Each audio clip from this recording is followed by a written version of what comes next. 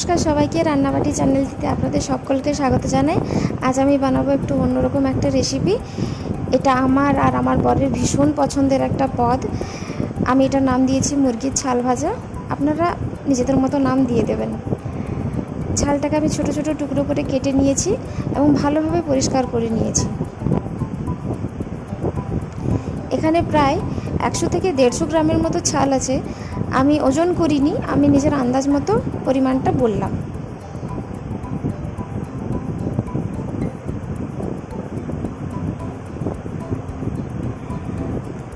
বাটা মশলার জন্য নিয়েছি একটু জিরে, আদা, রসুন এবং কাঁচা লঙ্কা। জিরেটা আমি কিছুক্ষণ আগে ভিজিয়ে রেখেছিলাম, তাতে ভালো ওটা পেস্ট হয়ে যাবে। সাথে সাথে দিলে ওটা পেস্ট হতে চায় না।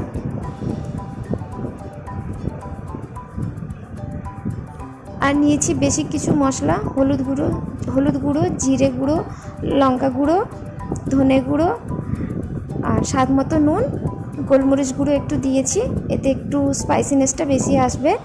আর আমি কাশ্মীরি লাল লঙ্কার গুঁড়ো ইউজ করেছি রঙের জন্য।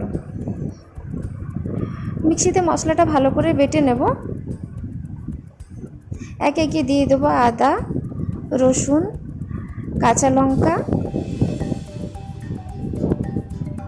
আর জিরে।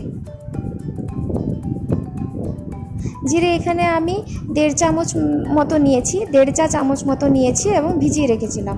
এটার আমি পেস্ট বানিয়ে নেব। আমার পেস্টটা রেডি হয়ে গেছে। আমি অল্প একটু জল দিয়ে পেস্টটা করে নিয়েছিলাম, বেশি জল দিইনি।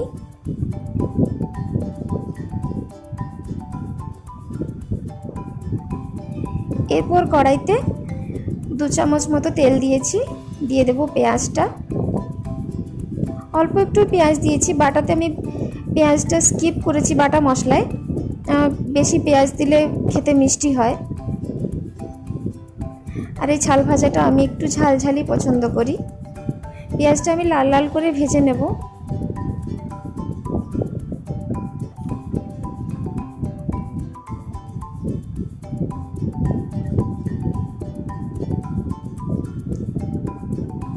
পেঁয়াজটা আমার ভাজা হয়ে গেছে। এরপর আমি যে বাটা মশলাটা রেডি করেছিলাম, সে বাটা মশলাটা আমি 2 চামচ মতো দিয়ে দেবো। আপনারা নিজেদের পরিমাণ মতো দেবেন। আমার যেহেতু ছালটা খুব বেশি নেই, 100 থেকে 150 গ্রাম, সেজন্য 2 চামচ বাটা মশলা দিলেই এটা হয়ে যাবে। এবার মশলাটাকে আমি ভেজে নেব। যতক্ষণ না এটার থেকে তেল ছেড়ে আসছে ততক্ষণ ভেজে নেব।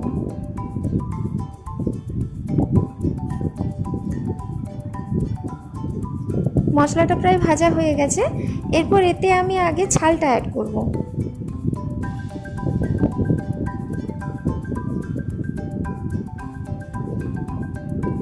ছালটা ভেজে নেব কিছুক্ষণ। এতে আমি কোনো রকম কোনো জল অ্যাড করব না।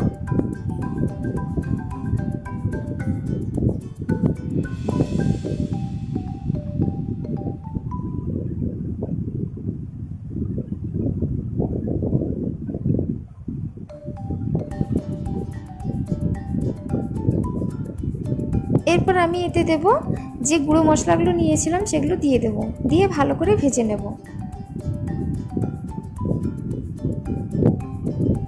যেহেতু আমি জল অ্যাড করছি না, সেজন্য এটাকে আমি একদম লো ফ্লেমে বানাবো।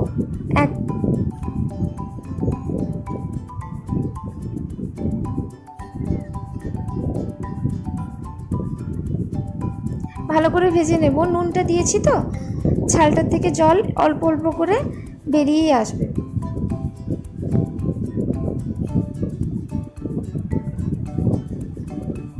ভালো করে কিছুক্ষণ কষে নেব ছালটাকে।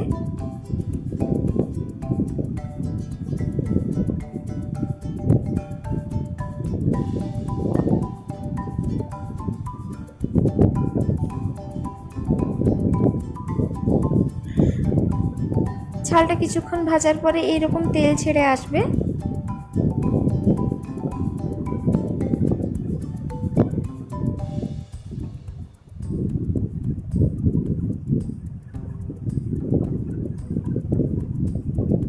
এরপর আমি এতে অ্যাড করব সামান্য একটু চিকেন কারি মশলা।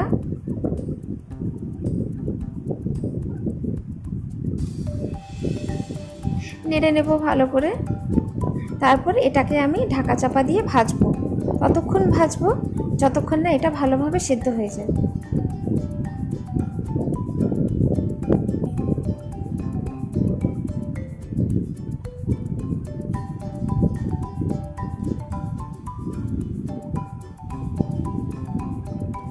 জল দিইনি, তাতেই কত সুন্দর তেল বেরিয়েছে।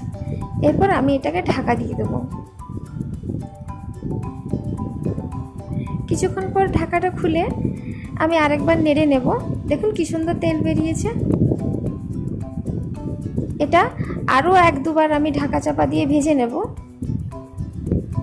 তাহলে আরও ভালোভাবে এটা সেদ্ধ হয়ে যাবে এবং ভাজা হয়ে যাবে। দেখুন ভাজাটা প্রায় আমার রেডি হয়ে গেছে। অল্প একটু তেল দিয়েছিলাম, কিন্তু কতটা তেল বেরিয়েছে। এরপর এটাকে আমি নামিয়ে নেব একটা বাটিতে।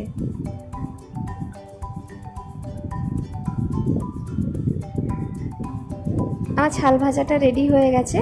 না না, আমার নয়, অ্যাকচুয়ালি মুরগির ছাল ভাজাটা রেডি হয়ে গেছে। এরপর এটাকে আমি গরম গরম ভাতের সাথে পরিবেশন করব। ভালো লাগলে অবশ্যই শেয়ার করবেন, লাইক করবেন, কমেন্ট করবেন।